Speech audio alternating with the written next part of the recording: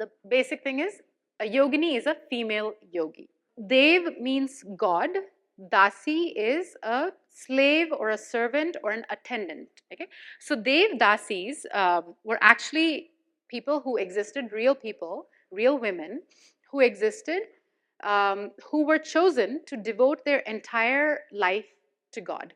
I know that Dev Dasis were actually looked down upon, especially during the British administration, because they were looked down upon because they were considered, they're just dancers, not girls.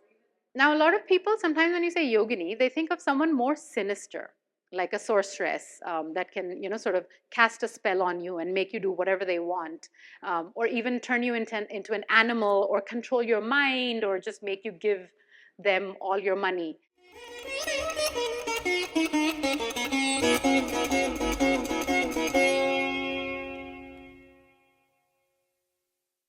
I'd like to share a little bit of my research with you.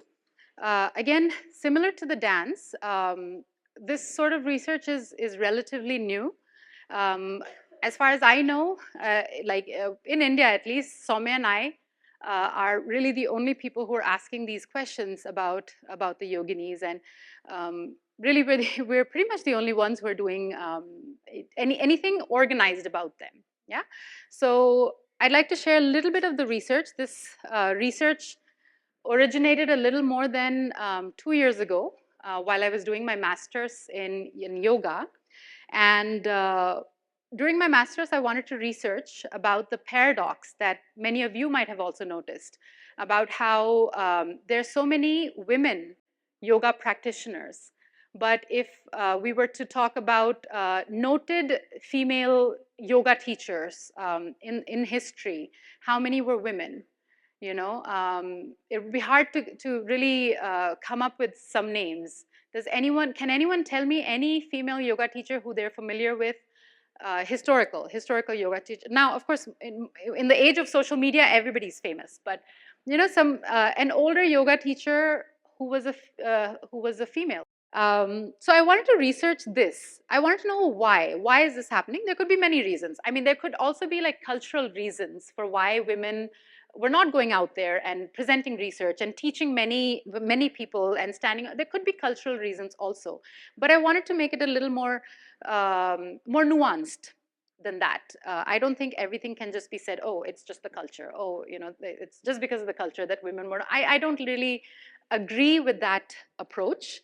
I think the fact that there were even some women shows that, well, the culture is not responsible. There are many other things. So also, another reason why I wanted to do this is because as a woman, I was finding it difficult to look up to people, to figure out where do I see myself, what do I want to be like, who are my mentors, or who are my role models. I was really at a loss for that. Particularly in the Indian traditions, in the Hindu traditions, I couldn't find any. So I said, well, I know so many strong women, but why are these women not more in the limelight? So that's when one day I was just looking at some research, and I was like, okay, well, there's a yogini cult. And quite honestly, at that time, nobody had ever spoke. I found this online. Nobody told me about it. When I spoke to my professors, nobody said, well, look at the yogini cult. I found this online. And the surprising thing is that this was 2 years ago, and even now, you really don't have too much. You'll come across the same sort of scholars who are doing the same kind of research. There was one book that was written 30, 40 years ago. People are still referencing that. There's nothing new out there, and Soumya and I are trying to change that. We were sitting with the priest, and this is 100% random, no prompts here. We were sitting with the priest there, and he said, well, this is Kali, and this is this, history, and oh, the 64 yoginis are here. And both of us were like, what? And there were other people with him who had spoken to him, but he never mentioned the 64 yoginis. It's just when we sat down, he's like, well, this is this, and 64 yoginis are here. And then I think it just sort of reaffirmed to us that we are on the right path. And maybe the yoginis are the people, our role models, and a way for us to understand the divine feminine within us. Okay.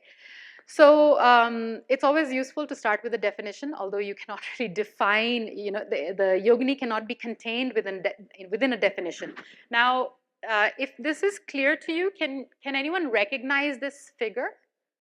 So this is a picture that I took recently. I went to the temples of Belur and Halebeedu in South India near Bangalore. And if you look at this picture, you'll notice the skulls. And if someone can tell me, how did I depict the necklace? How did I depict the yes? So if I had to say this is Kali, I would say, and like just sort of in a graceful way, Kali is wearing the necklace, right?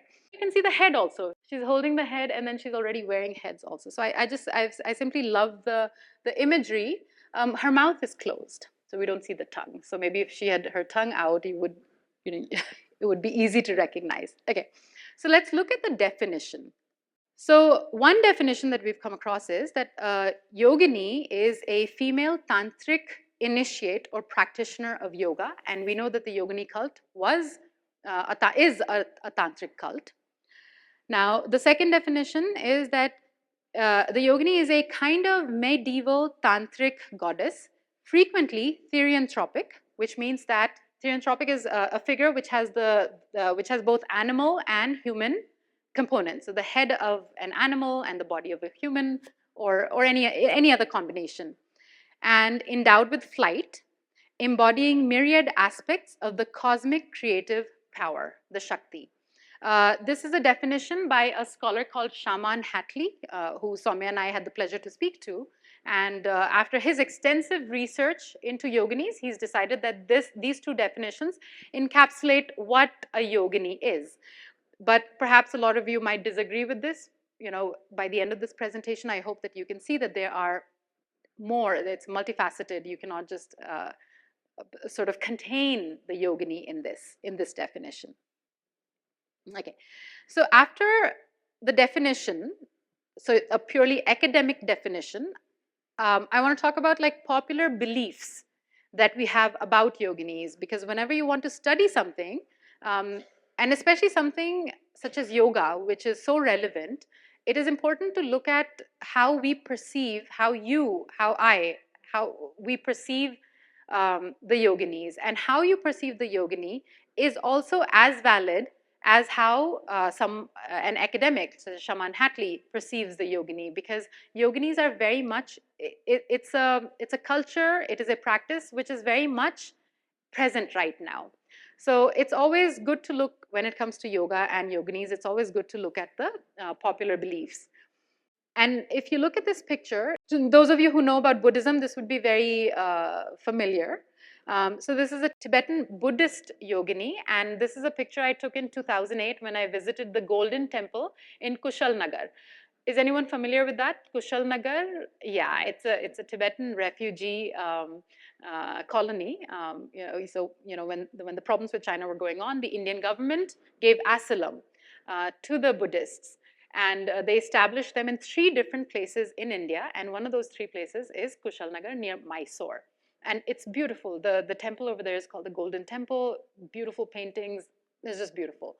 So that's when I first, well, not the first time, but I think that was when I got such a deep insight into the Buddhist way of prayer, their gods and goddesses, and started to see the similarity in the yogini figure. Okay, and even yesterday we had a session where they were saying that, we were talking about the energies and how these energies are similar across cultures. And when it comes to the yogini also, you will find it in Buddhism, you'll find them in Hinduism, and perhaps in other faiths as well.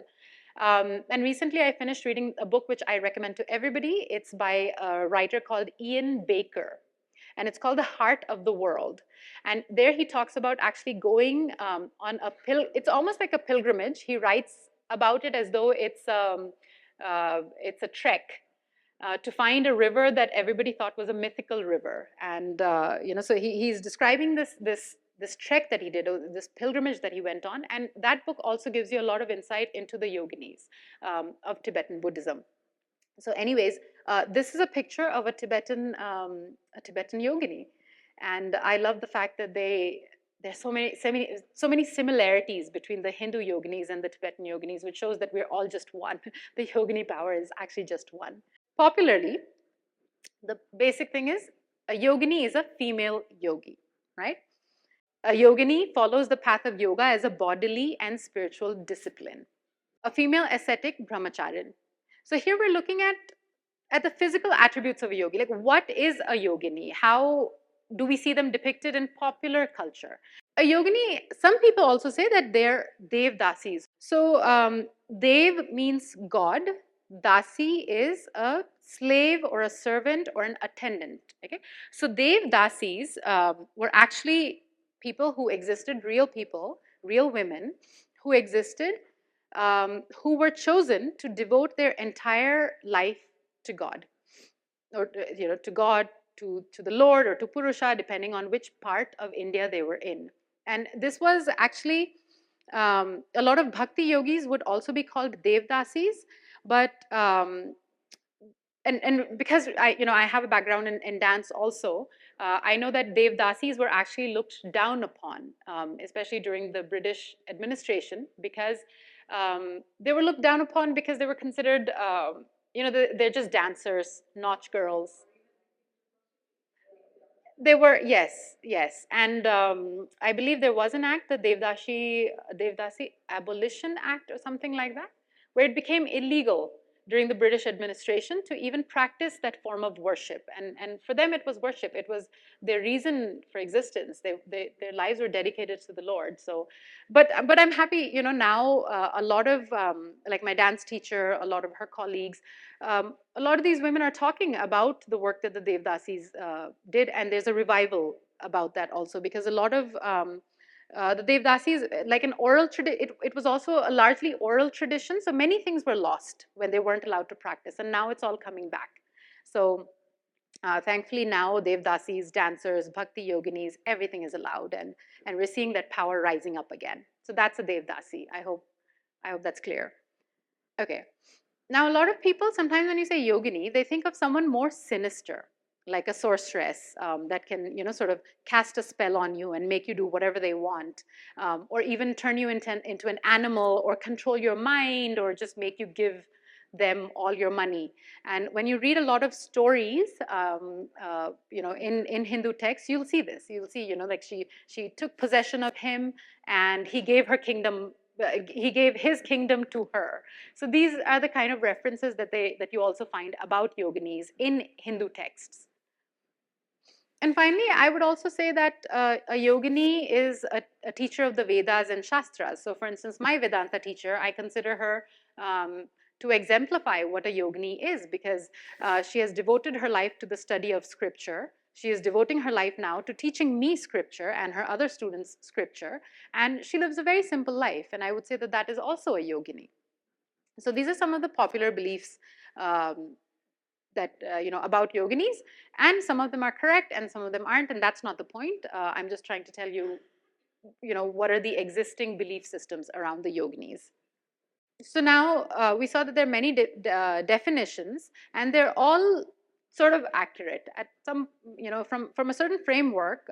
Most of the definitions were accurate, and that is actually also the beauty and the flexibility of yoginis, of even us as yoginis. You can't really define us, but it's always nice to look at a description rather than a definition.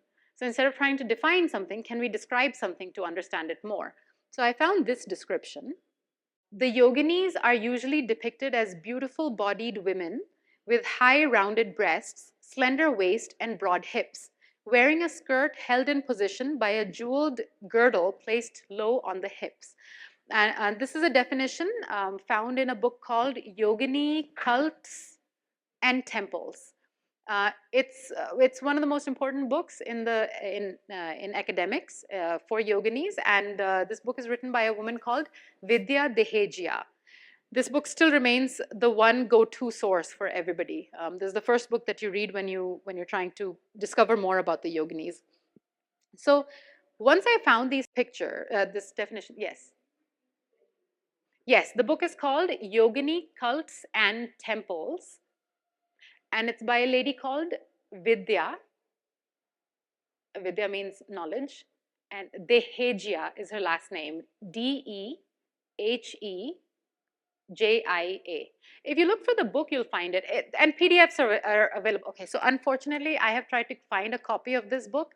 This book was published by the National Museum in New Delhi. I have sent them multiple responses. I've had people go to the National Museum to ask them for a copy of this book. I told them, you print one copy, I will pay you for it.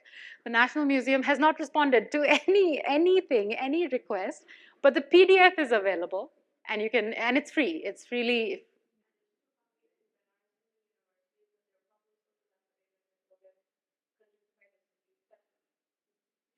Yeah, and maybe the Banaras Hindu University should talk to the National Museum and sort of, push them to print more copies then.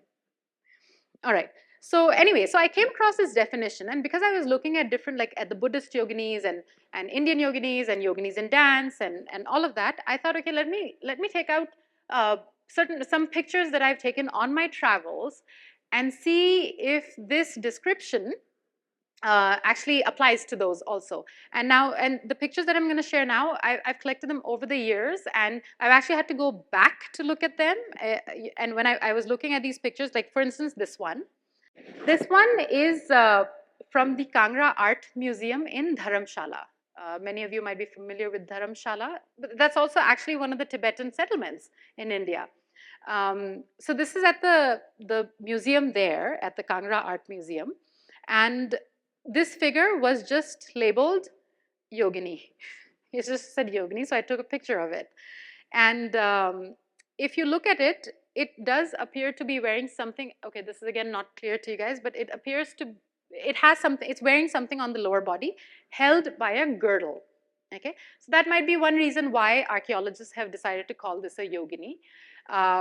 Also, one other thing why I feel that they call this a Yogini is because according to the little description that you find sometimes in museums, Indian museums are notorious for very poor descriptions and sometimes no descriptions. But anyways, this had a little description that said that it was found in Jwalamukhi in the Kangra district. Now, Jwalamukhi is also a Shakti Peeth, and this was found there. So I'm assuming that's why they labeled it as Yogini. But the description fits this figure. So so this is one type of Yogini. This, I think, was not actually worshipped in a temple, but this was found near the temple in Jwalamukhi. So this was probably not an object of worship, but this was art. It was just art. People they were just sculpting this, and this was more of an art object, not really an object of worship. Yeah. This is from Hirapur. This is another yogini. Again, if you look at this description, and in fact, Vidya Dehejia came up with this description when she studied these yoginis. So this is what she was describing: the wide hips, the girdle around the waist. She's in a dance posture. She has these mudras, and this one, the face, it's looks like a human face, but if you look at the other yoginis in the yogini temples, they usually don't have the face. They're therianthropic. They don't have the face of a human. It's usually a different face, but the bodies will always be, they'll have some sort of a sense of dance in it. The bodies are very free flowing and very sensuous. There's a sense of this energy, this vibrancy. And that vibrancy is not only contained in a particular type of, and I have to make sure that I say that because that is a very good point that you've brought out. Okay. And so again, I looked at my pictures from 2008 when I visited the monastery. And if you look at this is a Tibetan Buddhist depiction. And this description, it fits this also. If you look at her lower body, it seems that she's wearing something that is held together by a girdle. And again, if you want to look at the arms, there's that sense of mudras, and there's that sense of dance that's happening in this yogini as well. So it's the same idea, but you see it manifested in art of different cultures, different religions as well, but the same idea. And I think that's what I really, really found interesting. Okay, so let's move on. Okay, so let's talk about the origin of these yoginis. So we believe they originated sometime in the 7th century BC. The only evidence we have of the Yogini cult, the actual cult, is the temples. Okay, a lot, and most temples have not survived. Very few have survived, and so based on that, on dating the stone, we believe that it was in the 7th century BC that they were existing. And I make a distinction between the Yogini cult and the yoginis, because the Durga, Kali, all these are yoginis, but they were not necessarily part of this cult. And if you look at your handout and if you look at the front page, those are the yoginis of the cult. Okay, the front page, and inside also, actually, those are pictures that we took at Ranipur in Orissa in the temples. Those are the yoginis of the cult. But Lakshmi, Durga, all of these people were yoginis. People, all of these deities, we consider them yoginis, but not necessarily from the yogini cult. Okay, so there is that distinction. All right. Now, historians think that these yoginis that you're looking at in your handout, that they evolved from the idea of the mother goddess, the matrikas, which are there in Hindu culture. In all of the small, like the small villages that you have in India, you'll have the Kuldevi, and that she's responsible for like sort of keeping everybody safe in that region. And so a lot of the like anthropologists, archaeologists think that perhaps this yogini cult that came around in the 7th century was actually based on these devis of the small temples, and that those devis eventually became what we now know as the yogini cult. And the yoginis of the yogini cult, they have characteristics of the yakshis. And yakshis in Hindu mythology, these are female spirits who are associated with nature, with trees. They live in trees, and also sexuality. And so again, referring to the presentation that we had yesterday, we were looking at Greek mythology. So yakshis actually are very similar to the dryads that exist in Greek mythology. And I'll show you a picture of those also, so that you can see how the yogini is actually manifested in that figure of Greek mythology. Some people say that the Vidyadhara and Vidyadharis of Hinduism, these were figures who were wisdom holders. And the Vidyadharas were attendants to Shiva. Many people believe that they were with Shiva. They were part of his troupe. That these people gave rise to the yoginis. So there are many ideas that people have, but we really don't know anything concretely. Again, Dakini. If you were paying attention to the chant, we chanted Dakini. Yeah. So Dakini is a demoness who can eat humans and drink their blood like vampires. So people believe that there are, maybe these were the precursors to the Yogini cult. And finally, people think Shiva's Ganas. So Ganas are like again, troupe. Shiva's people, his, the people who were always around him, who he held some sort of power over, who really respected him. They believe that perhaps these yoginis, these yoginis came from them, descended from that idea. Here is a picture of a dryad. Like, there's no obvious similarity, but if you look at the ornamentation, if you look at the fact that she seems to be holding a musical instrument, a lot of the yoginis in Ranipur Jayal, they're holding musical instruments, they're holding some sort of instrument, sometimes like a weapon, sometimes something else. And she's wearing something, she's wearing a belt. And that sounds a little far-fetched, but when I looked at this, I was like, yeah, I mean, if I stretched my imagination a little bit, I could say that maybe she's wearing something on her lower body, on her wide, broad hips, and that's held together by something, perhaps not a girdle, but something is holding it together. So this might be a little far-fetched. How many people think this is far-fetched? Okay. Or you just don't want to tell me. Okay. So anyways, I just love to see the similarities across cultures, I guess. So yeah, so this is where we think the origin is.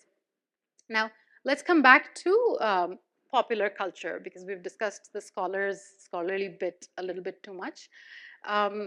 So now Scholars have tried to define the yoginis, which is great, but what happens in a study such as this, okay, in the study of yoga or a practice or an embodied practice, is that unless you practice it, there's always just so much that you can go, you know. So in the study of yoginis, if you come from a purely academic bent of mind, so if you're a scholar practitioner, so a scholar first and practitioner later, there's always going to be that little bit that is just not going to reveal itself to you. Because this is a these practices, whether it's dance, Indian martial arts, or yoga, it is like that. It requires you to be a practitioner scholar.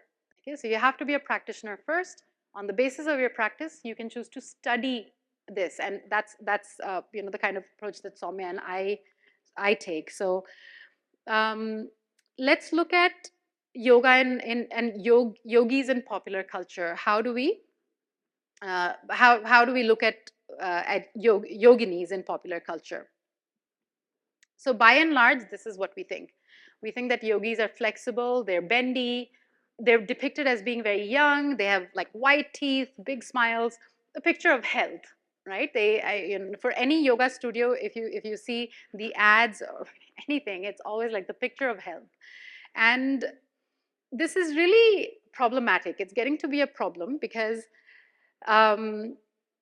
it's unfair to a lot of women practicing yoga, because we're not always the picture of health, because we should be allowed to sometimes not be healthy. We should be allowed to to fall ill.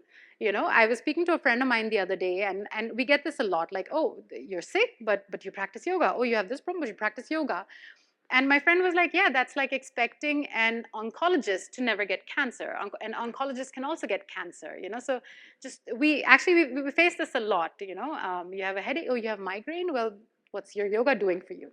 So in popular culture, we actually see this, and this I would say is negative, really. That's the male gaze.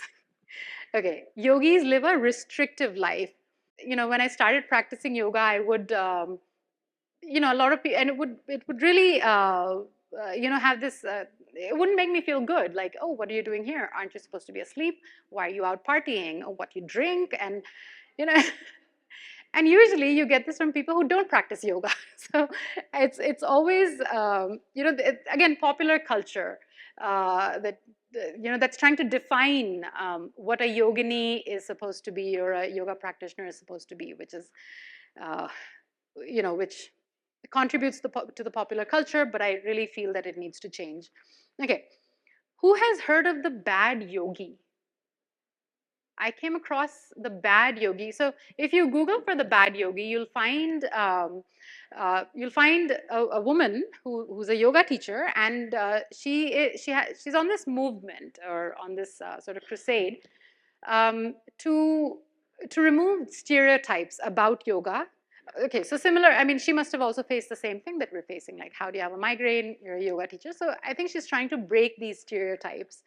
But this sort of thing, to call yourself the bad yogi, it never sat really well with me, because when you say that I'm the bad yogi, you're also in a way defining a good yogi or a mediocre yogi, you know. So all of these adjectives are very limiting. Like, you might think that you're breaking stereotypes by calling yourself the bad yogi because you're calling yourself bad, but at the same time you're saying that, okay, then you must be the good yogi and you must be like super good or whatever, and that's not good. That doesn't serve anybody.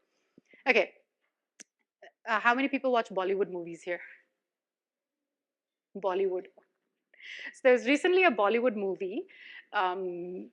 Famous actress, I keep forgetting the name of that movie, Deepika Padukone was in it, where she played a yoga teacher, a yoga teacher who was hustling.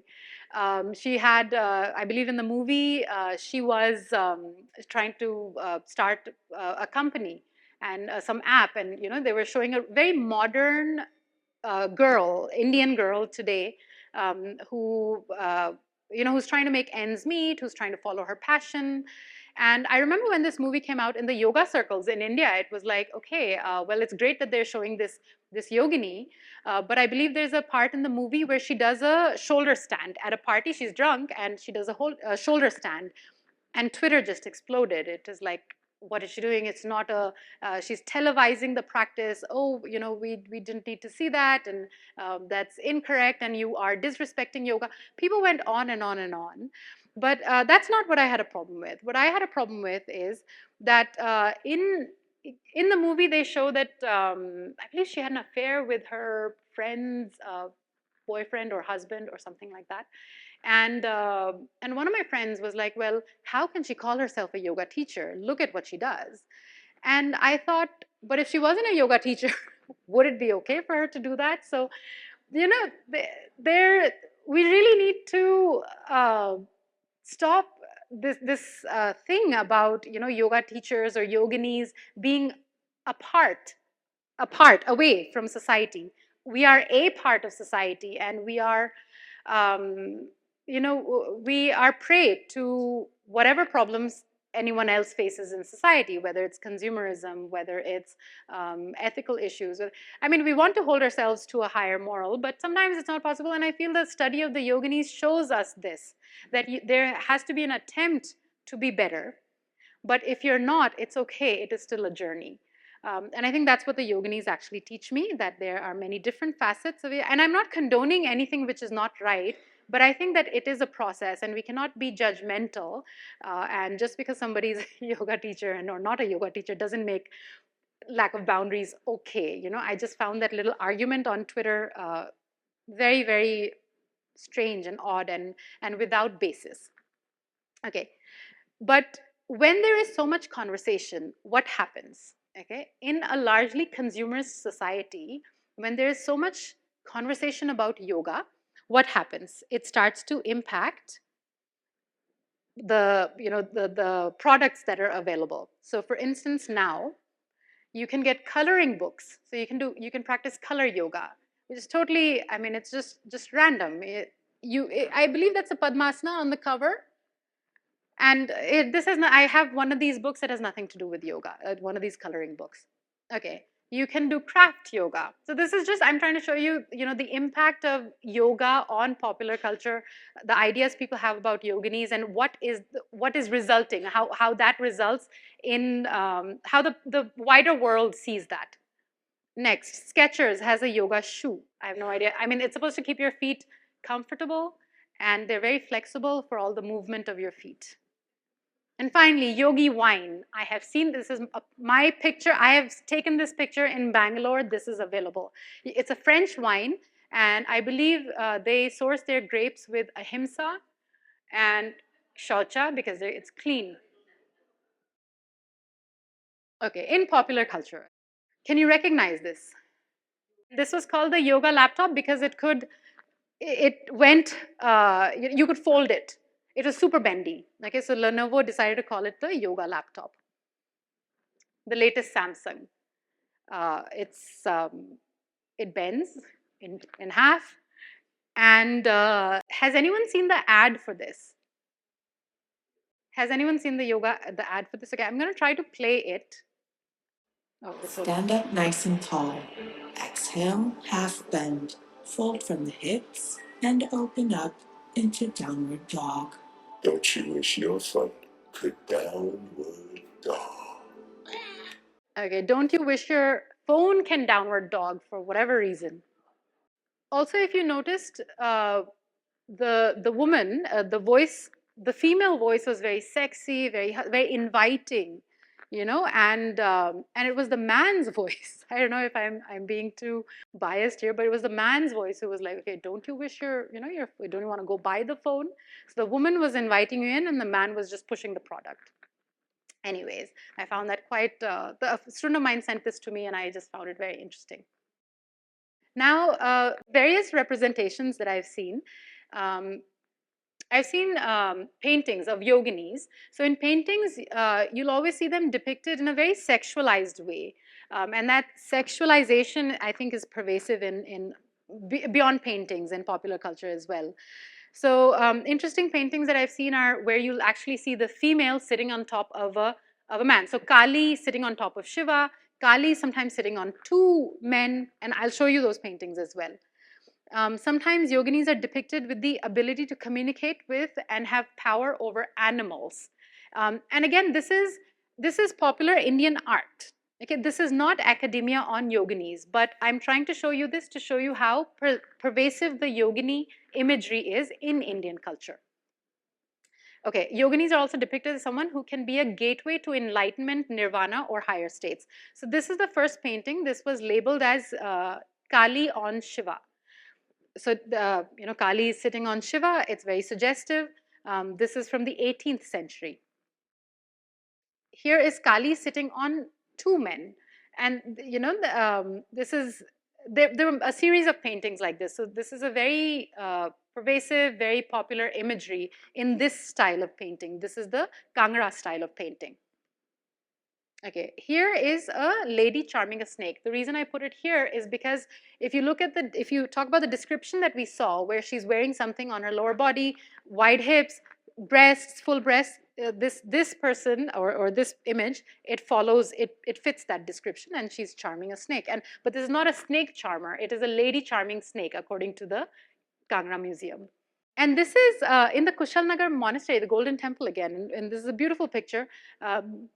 Yoginis in the Tibetan tradition are considered to be the gateway to nirvana. So having sex with a yogini can actually take you to enlightenment. And you will see many such paintings depicted with different deities, different Buddhist deities, so just showing how yoginis are a conduit to higher level, or sex with them is a conduit to higher levels of enlightenment and higher states. Anyway, so on the hunt. So a little bit about our journey to the yogini temples. So I've wanted to go to the yogini temples ever since I knew about them, and we've actually managed to go to quite a few of them. Now, the figure on the right is Ranipur Jharyal, and the figure on the left is Hirapur. Both of these places are in Orissa. Ranipur Jharyal is on the border, not on the border, but about 6 hours from the border of Chhattisgarh, okay, which is about 16 hours from Bhubaneswar, which is the capital of Orissa. Okay, so these temples are about 16 hours apart. So what we did was we landed in Chhattisgarh, which is the neighboring state, rented a taxi and went to Ranipur Jharyal, spent a night there and visited this temple. All of the pictures in your handout, which are lighter, like soapstone, sandstone, those are from the Ranipur temple. Okay, this is on the top of a hill surrounded by forests. It's an amazing place. It was discovered only in 1853, and the British guy who went there, he said that he was really scared because the locals kept telling him there are witches over there, you don't want to go. So he took a quick look, went back. The Hirapur temple is in the center of it. That's more civil, like it's surrounded by civilization, but that itself was also discovered only in 1952, 100 years apart.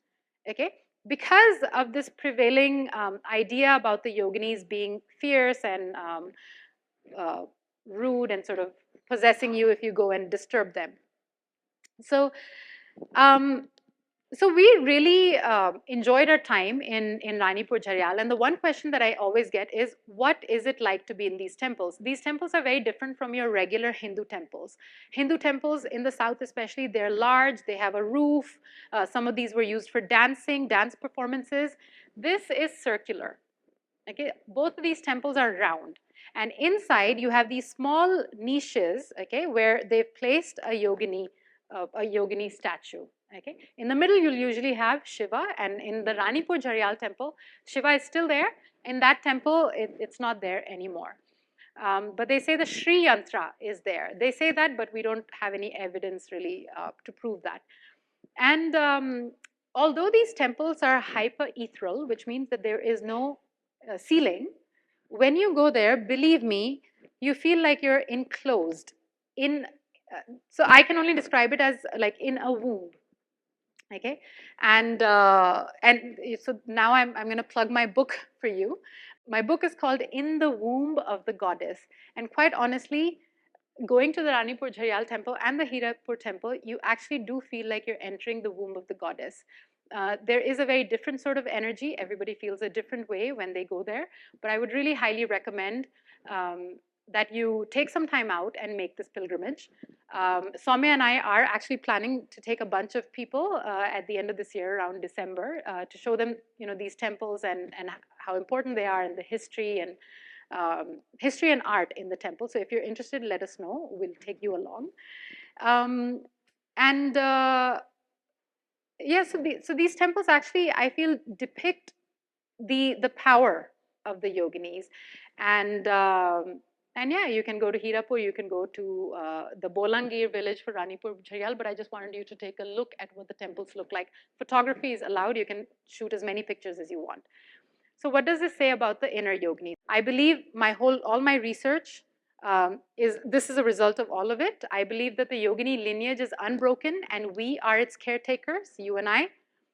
We need to nurture and awaken our inherent femininity and divinity, our ability to basically give and nurture life. This life can be in the form of projects, your work, your books, your children, your relationships, anything. But we need to remember that we have the ability to give and nurture life.